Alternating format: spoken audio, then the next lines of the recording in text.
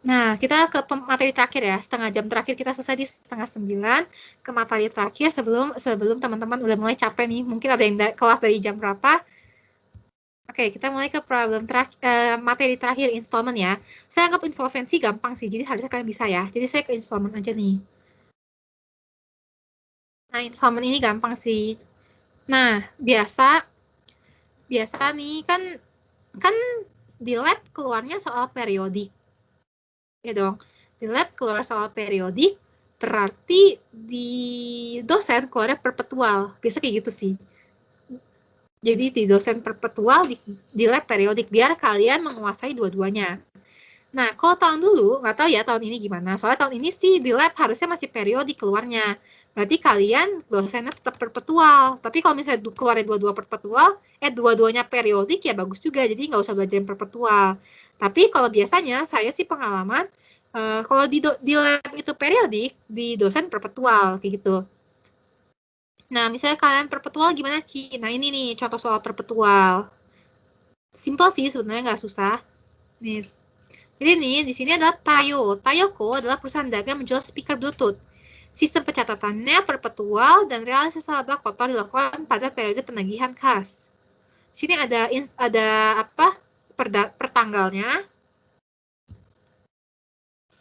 Lalu di sini ke satu nih, harga jual speaker 250 per unit. Dengan harga pokok penjualannya 180 per unit.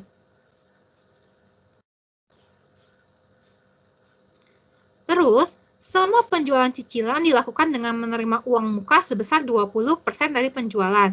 Sisanya dilunasi dalam 3 kali pembayaran. Pembayaran tahun pertama berapa persen, tahun kedua berapa persen, dan tahun ketiga berapa persen. Nah, susah ya. Ini mirip nih sama soal tambahan di lab juga ya. Mirip kan, kalau kalian udah masuk labnya, harusnya udah sih ya. Nah, ini mirip nih sama soal tambahan lab nanti installment sales. Ya dah, ini informasi aja. Kita sekarang, hal pertama yang kalian harus lakukan adalah kalian mencari persentase DGP. Kalau persentase DGP 2018 dan 2017, tahun-tahun sebelumnya ini, carinya gimana persentase DGP? Carinya carinya DGP dibagi dengan ICN-nya. Misalnya nih, kayak 2017, berarti 34.000 ini kita bagi sama 170.000. Nanti kita dapat nih persentase DGP sebesar 20%. Artinya kayak ada 20% keuntungan dari penjualan 170.000 itu. 2018 juga sama, caranya 25.000 ya kita bagi sama 150.000. Nanti dapatnya persentasenya 17%.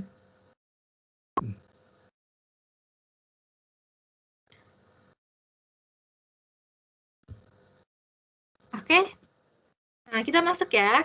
Oke, itu hal pertama yang perlu kalian lakuin tuh kalau kalian installment sales. Hal pertama, coba kita ke transaksi pertama ya di sini.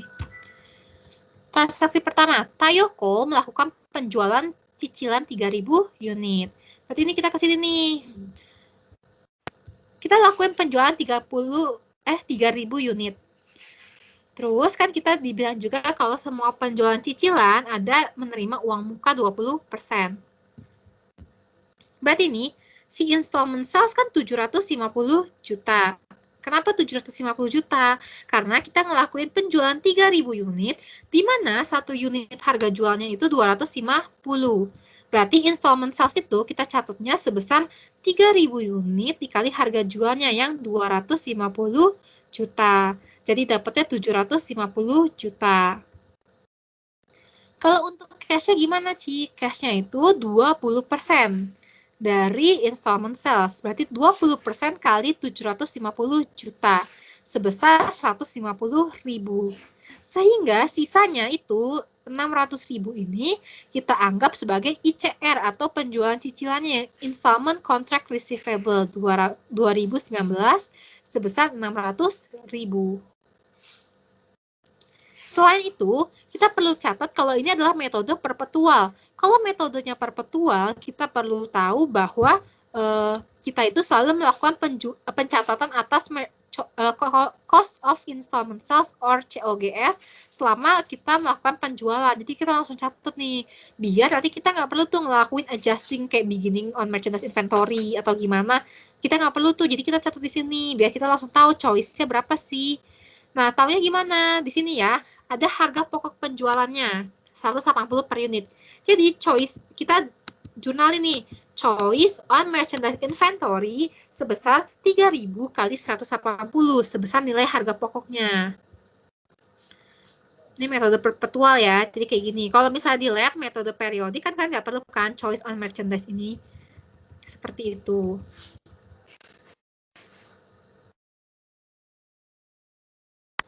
Kita lanjut nih. Sekarang tahun kedua, bukan tahun kedua sih, poin kedua. Kita melakukan penjualan lagi nih, tapi cuma 2.000 unit. Tapi sebagai uang muka, pembeli tuh nyerahin 1.000 unit speaker Bluetooth bekas yang dihargai 62.500. Ia juga menyerahkan uang tunai sisanya untuk uang muka 20% dari penjualan. Maksudnya tuh apa? Intinya pokoknya intinya tuh dia tuh kan ada uang muka 20%, tapi tuh dia ada kayak ganti uang muka tuh enggak 20%, 20%-nya nih pakai si uang cash. Dia tuh ada ngasih dalam bentuk barang atau kita catatnya sebagai MI trade in gitu ya. Speaker Bluetooth bekas ini masih dapat dijual dengan harga 100.000 setelah diperbaiki dengan biaya 34.500 dan laba kotor sebesar 17.500. Oke, kita mulai ya pelan-pelan. Nomor 2 ini, kita cara-caranya gimana? Pertama-tama kita catat dulu nilai tukar. Dia kasih 1.000 barang, 1.000 Bluetooth bekas, yang disepakati harganya 62.500. Berarti kita catat nih sebagai nilai tukar ya. Ingat teman-teman, nilai disepakati itu adalah nilai tukar. Lalu, selain nilai tukar, kita kan perlu cari nih, berapa sih nilai MI trade-in kita? Tuh. Nah, jadi caranya gimana? Kita lihat nih, nilai jual dia speaker Bluetooth bekas masih dapat dijual dengan harga 100.000. Nah, kita masukin nih nilai jual 100.000. Setelah diperbaiki dengan biaya 34.500, 34.500 nih, biaya perbaikan, repairment cost, lalu laba kotornya itu 17.500. Artinya, nilai jual dia nih, maksudnya artinya nih, si perusahaan kan kita sebagai perusahaan terima 1.000 unit. Kita expect 1.000 unit itu kita bisa jual dengan harga 100.000. Di mana 100.000 ini perlu juga kita kurangin sama biaya perbaikan barangnya, kita kurangin juga dengan laba kotor yang kita mau, sehingga kita dapat nilai harga pokok dari barang yang kita terima atau nilai MI trade-in tersebut. Jadi cara cari nilai MI trade-in adalah nilai jual, kita kurangin sama biaya perbaikan sama laba kotor, biar kita tahu harga pokoknya. Ternyata kita 100.000 kita kurangin 34.500, kita kurangin 17.500, ternyata MI trade-in-nya hanya 48.000. Artinya kita udah sepakat nih, antara pihak Tayo sama pihak pembelinya sepakat ya udah nih gue kasih lu 1.000 unit seharga 62.500 nih barang gue. Ternyata si Tayo jualin, terus Tayo benerin, ternyata cuma si Tayo tuh ternyata modalnya ternyata barangnya cuma 48.000. Artinya, nilai kesepakatan kita lebih tinggi dong, nilai tukar kita lebih tinggi daripada nilai MI trade-in yang sebenarnya. Atau kita sebut kita rugi dong. Kenapa rugi? Karena gini nih, Tayo nerima barang, ya udah nih dibilang barangnya harganya 62.500. Ternyata barangnya cuma senilai 48.000. Berarti kita rugi dong. Sebagai Tayo, sebagai perusahaan yang menerima, kita rugi. Karena nilai tukar lebih besar daripada nilai MI trade-in. Kalau rugi di sini sebutnya sebagai over allowance. Over allowance sebesar berapa? Tinggal kita selisihin aja. 62.500 kita kurangin sama 48.000. Nanti kita tahu nih selisihnya 14.500. Nah, kalau kayak gini, berarti kita udah bisa nih. Pokoknya kalau kalian udah selesai buat ini, berarti kalian udah, ya setengahnya kalian udah dapat gambaran tentang penjualan yang ada MI trade-in-nya. Sekarang jurnalnya gimana pertanyaannya? Kayak gini ya. Sama, hal yang pertama kita jurnalnya adalah installment sales-nya. Kita jual berapa unit? 2.000 unit. Berarti 2.000 kita kali harga jualnya yang 250. Nanti dapatnya 500.000. Lalu setelah itu kita di sini nih lihat MI trade in itu berapa? Kita jurnalin MI trade in itu sebesar 48.000 yang kita hitung nih. Ya 100.000 kurang 34,5 kurang 17,5. Kita dapat MI trade in sebesar 48.000. Setelah itu, ini hal pertama nih MI trade in. Setelah itu kita ke cash-nya nanti nih, cash terakhir misalnya. Nah, terus kita setelah MI trade in gimana, Ci? Kita catat over allowance berapa? Sebesar 14.500. Lalu apalagi? Kita catat ICR. ICR berapa? Sebesar 80%. Kenapa 80%? Karena penjualan cicilan dilakukan dengan menerima uang muka 20%.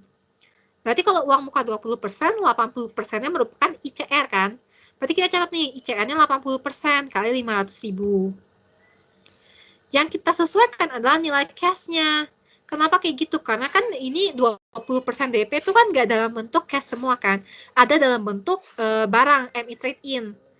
Nah, kan kita maunya nih, kalau kita hitung nih, sebetulnya kalau misalnya gampangnya, 20% dari penjualan ini cuma nominalnya tuh 100.000. Itu 20% kan. Tapi sekarang 100.000 ini nggak semua dalam bentuk cash. Udah keambil 48.000 dalam bentuk barang dan 14.500 dalam bentuk over allowance.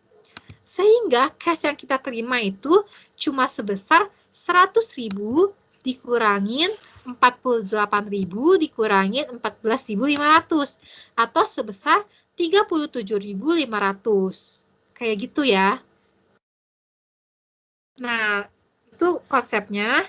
Terus jangan lupa juga kita perlu catat cost of installment sales-nya karena kita perpetual sebesar 2.000 kali harga pokoknya $180 per unit. Tadi dapat 360.000. Sampai sini MI trade in ada yang mau ditanya dulu? Ini untuk dosen ya. Jadi kalau dosen nih 20% pokoknya dia itu kalau ada kasih MI trade in ya tetap dia kasih cash juga, intinya harus 20%. Setahu saya kayak gitu. Tapi kalau misalnya di lab, kalau dia udah kasih barang 20%, dia udah kasih barang sebagai ganti uang muka, ya dia nggak perlu kasih cash lagi. Jadi cuma bener-bener kalian pure catatnya tanpa cash gitu, nggak usah catat cashnya, itu di lab. Sebenarnya bukan beda konsep, cuma beda asumsi aja gitu ya.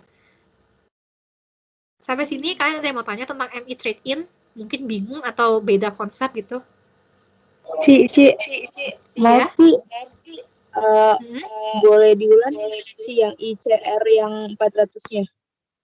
Oke, kan di sini kita itu semua penjualan cicilan nih, penjualan cicilan 20%-nya itu berupa uang muka. Berarti kan penjualan cicilan pasti persentasenya 100% full kan penjualan kita. 20%-nya uang muka. Berarti dengan kata lain 80% itu dalam contract receivable dalam bentuk ICR. Sehingga kita ini hitung ICR ya 400.000 ini dapatnya ya 80% kita kali sama penjualan kita. Kayak gitu. Makasih, Ci. Oke. Yang lain ada yang mau tanya? Jadi yang disesuaikan kalau kayak gini cash-nya ya, yang disesuaikan yang kita sesuaikan ICR-nya tetap full 80%, nggak mau tahu lah. Yang berubah nih uang mukanya gitu. Yang berubah-ubah persentasenya.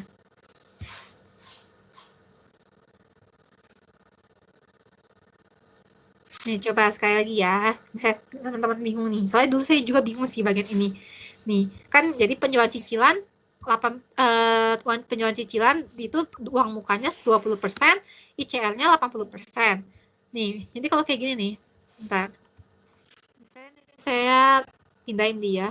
Ini di sini ini jangan deh, nanti berubah-ubah. Nih, misalnya kayak gini. Pertama-tama kita kan jurnalin installment sales 2.000 unit kali harga jualnya 250. Kita dapat $500.000 nih, pegang dulu nih. Kalau kita jual itu seharga 500.000. Lalu kita kan uang muka kita 20% kan harusnya. Tapi uang muka ini ada kecampur-campur sama barang MI trade in, sama over allowance or under allowance-nya. Jadi kita hold dulu. Yang kita fokusin sekarang adalah kita harus stay bawah 80% itu merupakan ICR. Berarti kita tulis dulu nih, 80% kali dari 500.000 kita dapat ICR-nya sebesar 400.000. Lalu seharusnya 20% itu dalam bentuk uang muka kan. Berarti senilai 100.000 dolar nih kita pokoknya harus terimalah sekarang dalam bentuk uang muka. Either itu dalam bentuk cash or bentuk MI trade in. Nah, sekarang kita udah tahu nih bahwa dalam 100.000 itu 48.000 dikasih dalam bentuk barang. Terus ternyata ada over allowance juga 14.500 atau atas barang tersebut.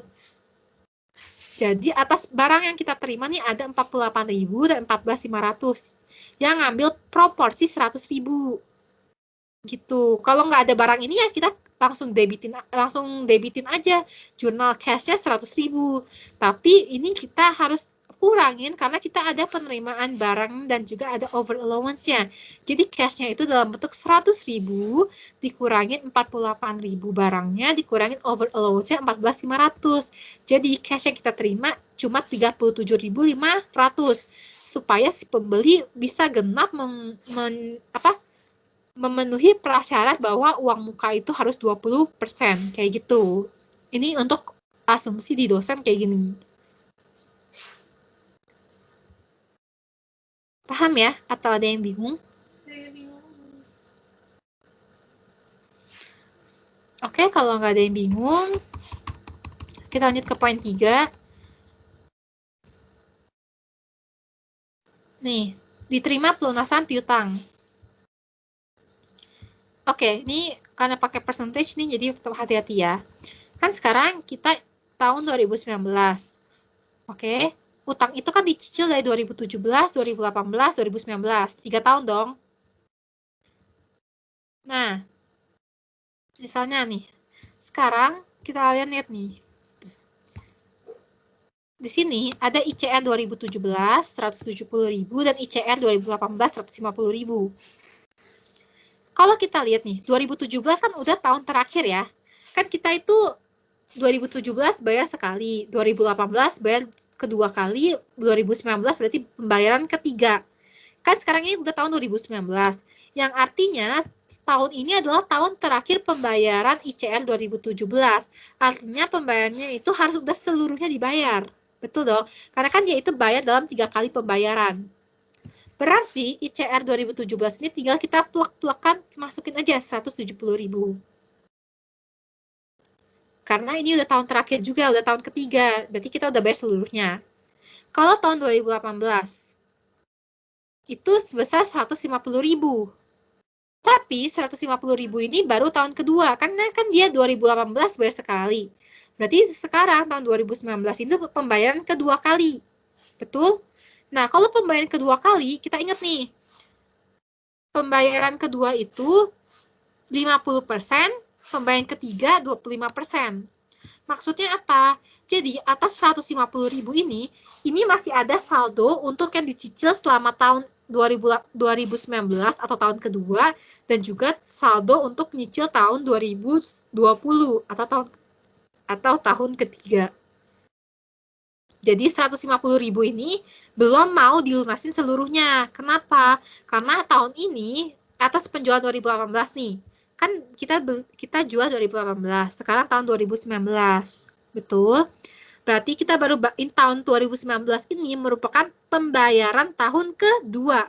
Pembayaran kedua kali dari penjualan 2018.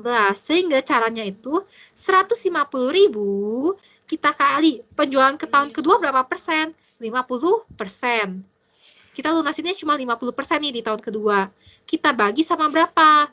Kita bagi sama tahun kedua 50% tambah tahun ketiga 25%. Sehingga kita bagi 50 tambah 25, kita bagi 75. Kayak gitu. Kenapa bukan 100%? Karena kan kita sisa tahun kedua dan tahun ketiga. Tahun kedua 50%, tahun ketiga 25%. Sehingga kalau kita total enggak 100% dong, cuma 50 tambah 25. Sebesar 75%. Jadi, ICR 2018 itu kita lunasin cuma 50% bagian dari 75% total sisanya. Semoga ngerti ya, teman-teman. Gitu. Jadi ini kalau misalnya bingung nih, kalau misalnya bingung ya. Ini sekali lagi ya. ICR 2017. Bentar. ICR 2017 itu kan 170.000. 170.000 ini benar-benar pure sisa untuk pembayaran tahun ketiga yang sebesar 25%. Yang ini nih, pure 25%. Sehingga kalau kita mau bayar ICR 2017 ya tinggal 170.000, kita lunasin berapa tahun ini? Kita lunasin 25%. Di mana sisa tahun 2017 ya cuma 25%. Dengan kata lain, kita lunasin benar-benar pure 170.000. Kayak gitu ya. Sekarang nih, misalnya kita ICR 2018. Kan di sini sisa 150.000. 150.000 ini untuk tahun berapa aja? Untuk tahun kedua yang 50% tambah tahun ketiga 25%. Kayak gitu. Karena si ICR 2018 ini adalah pembayaran masih sisa untuk pembayaran kedua dan ketiga. Jadi ICR 2018 yang 150.000 ini itu adalah 75% besarnya. Tapi tahun ini itu kita cuma mau bayar 50% dari 75%. Jadi kita kaliin 150.000, kita kali 50, kita bagi 75. Kayak gitu. ICR 2019 ya gampang. Kan kita ini tahun pertama pembayaran. Berarti 25% dong tahun pertama nih. Tahun pertama 25%. Kita kali sama ICR yang ada. ICR yang ada yang mana nih? ICR nomor 1 600.000 dan ICR nomor 2 400.000. Jadi 25% dikali 600 tambah 400. Itu 25% kali sejuta sebesar 250.000. Sampai sini ada yang bingung? Berarti kalau misalkan nih just in case kalau misalkan itu ada 4 tahun sampai 20, berarti 2019-nya pertambahan persennya juga ada 3 berarti ya, Ci? Apanya? Maksudnya pembayarannya sampai 2020?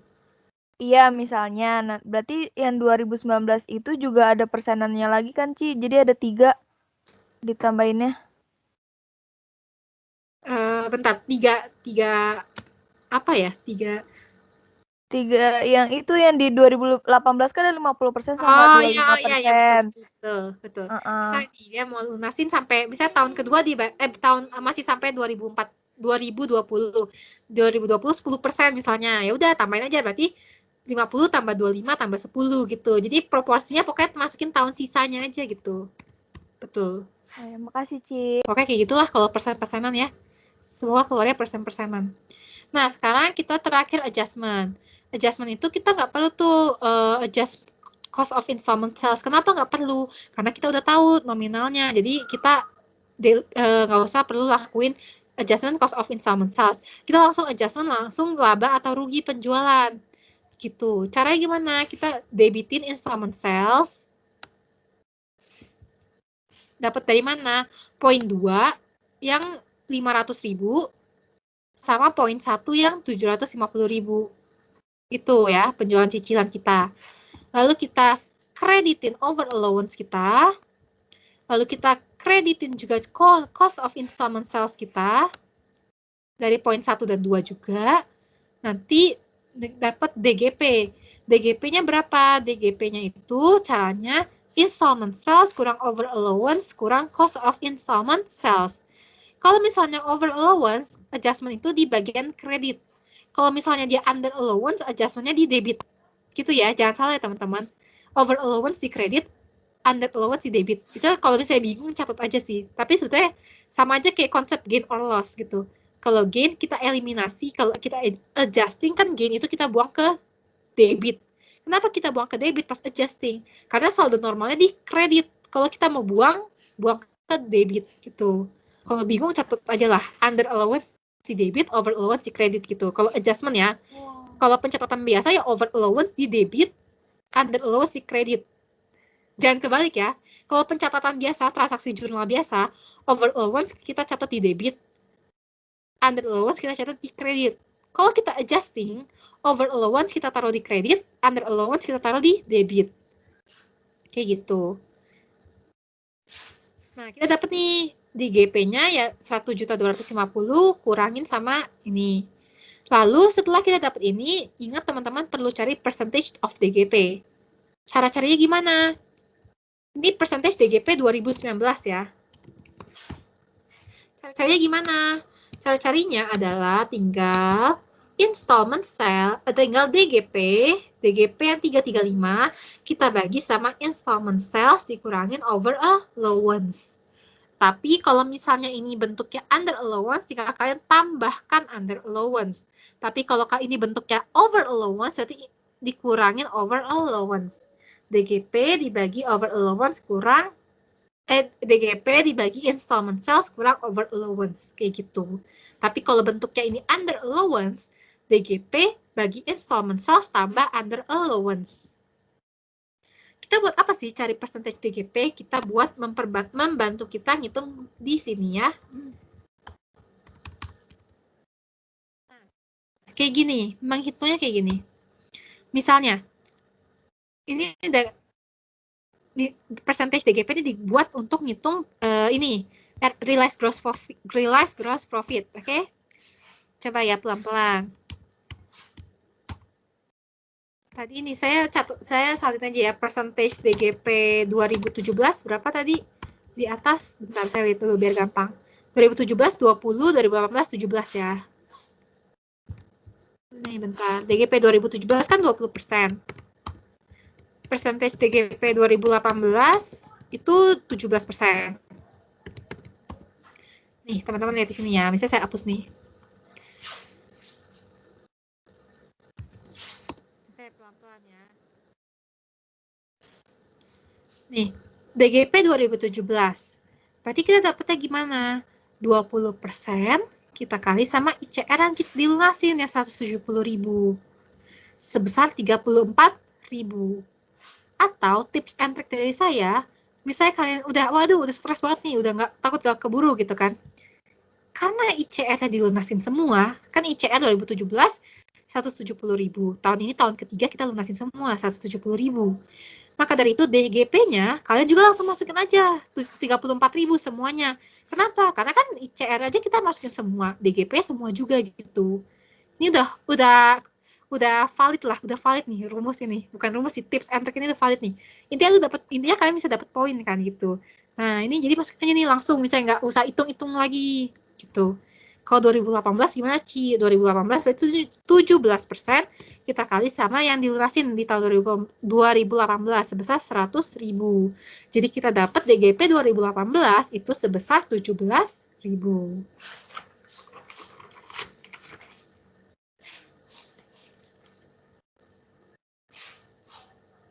Kalau DGP 2019 gimana? Kalau DGP 2019 itu 27% ini kita kaliin sama cash maupun MI trade-in yang kita terima. Beda ya. Kalau 2019 kan kita ini masih ada kayak jurnal atas cash biasa, atas MI trade-in gitu-gitu. Jadi yang kita jurnalin di 2019 ini adalah percentage DGP ditambah dengan dikali dengan cash plus MI trade-in yang kita terima. Cash ya juga jangan salah, cash-nya itu cuma cash atas installment sales. Misalnya dia ada melakukan penjualan biasa, kita kan catatnya sales revenue. Nah, biasa kita ada catat juga dong cash on sales revenue kayak gitu. Nah, itu nggak boleh ya, itu nggak boleh dimasukin ke dalam perhitungan ini, nggak boleh dimasukin ke dalam perhitungan realized gross profit. Kenapa? Karena itu penjualan biasa. Realized gross profit ini hanya mengakui cash dan MI trade-in atas penjualan installment atau cicilan. Maka dari itu, kita kali ini 27% kita kaliin sama cash yang kita terima 150.000 atas penjualan cicilan. Selain itu, kita ada terima juga penjualan cicilan kedua, MI trade-in kita terima sama cash juga kita terima. Selain itu, kita ada juga menerima pembayaran pertama atas penjualan cicilan. Di sini nih, yang 250.000. Jadi, sekali lagi nih, notes terakhir untuk kalian, sebelum kita tutup meetingnya. Jadi, untuk tahun 2019 atau tahun berjalan yang sedang kalian hitung, caranya itu percentage DGP kalian kalikan dengan cash atas penjualan installment sales. Terus di sini juga ada cash lagi atas penjualan installment sales sama MI trade ini juga. Terus sama ada penerimaan pembayaran pertama. Lalu kalian ketengah kaliin. Jadi dapetnya 131.838. Nah, tinggal kita totalin deh. Dapat 182.838. Kayak gitu. Semoga mentoring ini membantu kalian. Semangat UTS-nya. Ini nanti saya share. Oke, saya udah share KJ. Kalau nggak mau tanya, berarti saya asumsi semua sudah mengerti. Jika ada yang nggak ngerti, bisalah ditanya-tanya ke asdosnya atau ke dosennya atau temannya juga ya. Pokoknya selama kuliah online ya harusnya sih nggak begitu sulit karena kalian bisa lihat catatan juga. Yang penting kalian banyak-banyak latihan sendiri aja gitu sih.